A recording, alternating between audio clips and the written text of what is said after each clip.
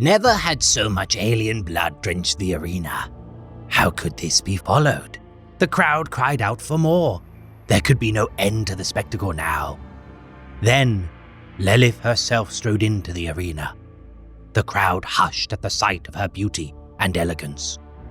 Her flesh bared, as if to taunt the blade to draw her blood.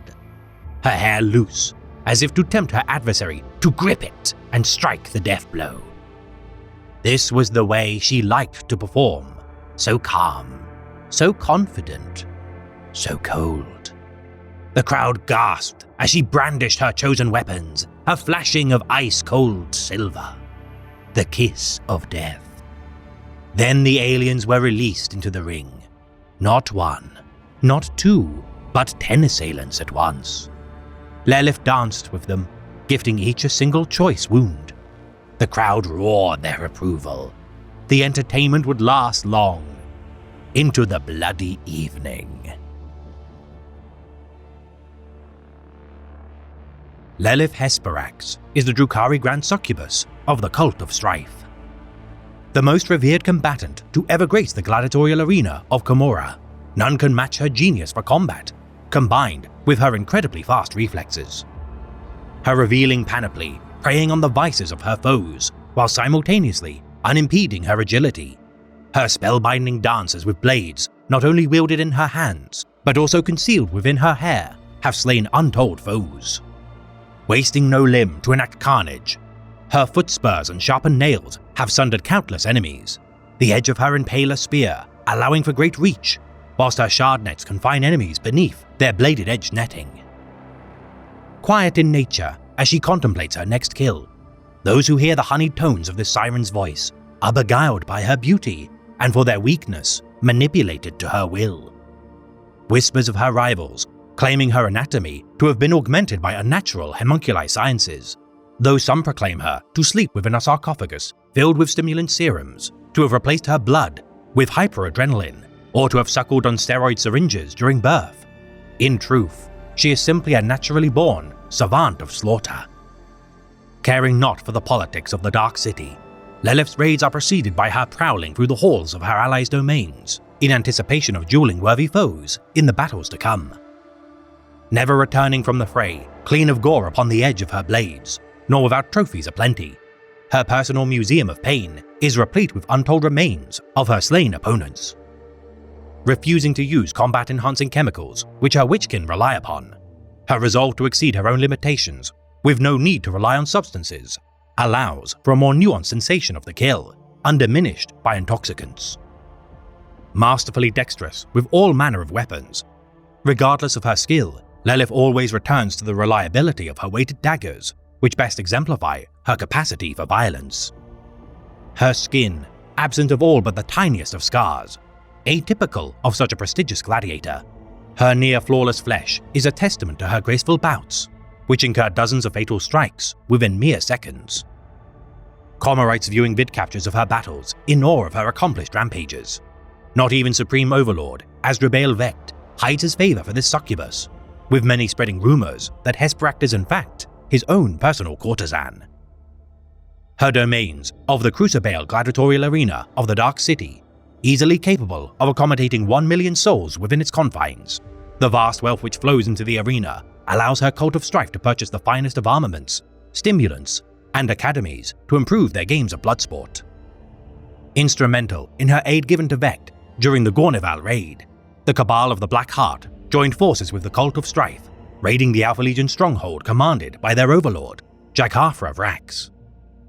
Challenging Vrax to a duel within the planet's Black Mountains, Lilith avenged the honor of Vecht, as the cornered traitor Astartes were offered a chance at life, should their master best the Queen of Knives in single combat. Parting Vrax's head from his neck within a sparing flurry of the Astartes heartbeats, not even this demonically infused abomination possessed strength and skill enough to best the Mistress of Death. Leaving a single Alpha Legionary as evidence of their rampage, the limbless, howling Chaos Space Marine proclaims the agonies inflicted by the Drukhari high above the Onyx Gate, which resounds to this day. Defeating the Daughter of Shades, Yvraine, in a duel within the Crucible during the Night of Revelations. Despite Lilith's victory, Aenead, the god of the dead, would choose her vanquished foe as its emissary, reviving her as the conduit to its will. The disjunction caused by Yvrane's rebirth, rupturing the subrealms of Commorragh. Though Hesperax would mourn the imminent loss of Cheers of the arena, which now fell silent, a new opportunity to hone her skills would present itself. Allying with Yvraine to serve as her protector alongside Jane Zar, the Vizarch, and the avatar of Inaead, the Incarn, Lelith pledged the majority of her cult of strife to aid their endeavor in attempts to enact the Seventh Path in exchange for potent foes to face and a chance at resurrection should she fall in battle. Fighting beside Inari, Harlequins, and Exodite allies against the forces of Chaos within Imperium Nihilus, this alliance of Eldari attempts to destroy She Who Firsts, Slaanesh. Battling the greater demon, Shalaxi Hellbane during the Battle of Earthglass, alongside Yvraine, the Vizarch, Jane Zar, and the Troop of Midnight Sorrow, Hesperax tested her mettle against a true champion of Slaanesh, which gloated at their insignificance as it was banished once more into the warp. Betraying the trust of Asdrubael Vect by virtue of her fealty to the Daughter of Shades and damage to his realm, a reckoning loomed on the horizon as the spurned Dark Muse dispatched assassins to slay Yvraine and the Queen of Knives. Returning to Commorragh to put an end to the assassination attempts, a frosty reception missing the usual fanfare would herald Lelith's arrival. The power vacuum created by her absence, spreading rumors that her own witch cult would be replaced by the cult of the 13th Night.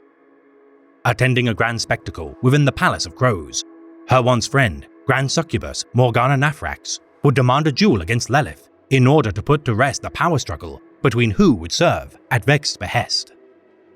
Though initially hesitant to spill the blood to which she once showed affections, within the auditorium of one of Vect's many palaces, the two fought within its marble edifice.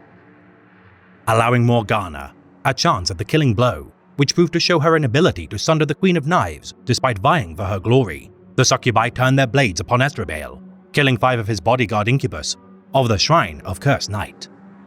Bargaining for her freedom, as Vect smiled at the gesture of a knife to his throat, the Supreme Overlord of Commorragh acceded to Lelith's demands and allowed the Cult of Strife to be reinstated as his favored allies.